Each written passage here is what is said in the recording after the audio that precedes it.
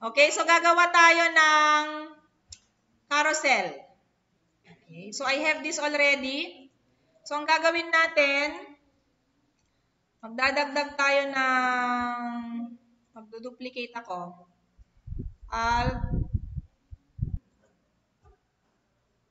isa. And let's change, dapat another one ito, another damit. Okay. Another one. Okay. I'll be using my pen tool. Click. Hold your shift if you want 45 degrees angle. Kasi kung hindi kayo naka-hold ng shift kung saan saang angle yung pumupunta.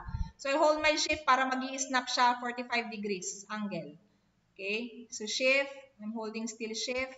Escape. I'll change the thickness to 10. And the cup to rounded.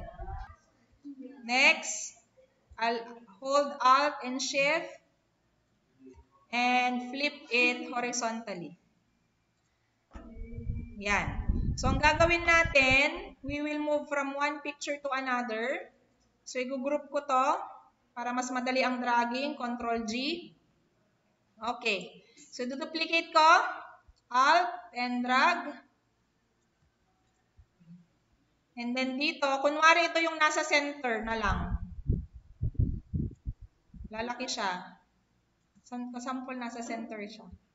Tapos dito naman, mag-move ako. Hold your shift when you move. So, babalik ito. Ito naman ang nasa center. Okay. Kunwari, nagawa nyo na hanggang sa last. Okay, after that, mag-prototype kayo. Click this arrow. And then drag it here. Kasi pag clinic ko siya, dapat pumunta siya dito. Pag ito naman ang clinic ko, dapat bumalik siya dyan. Tama? Okay? And then kung gusto nyo meron siyang gagawing parang effect, tap ang ating trigger kasi i-click mo siya. Auto-animate. O, kastan. Set to daytime. And then ito rin, tap, auto-animate. Saan siya pupunta? Easing, mamili kayo dyan. Duration, mamili kayo. So, pag ititest natin siya,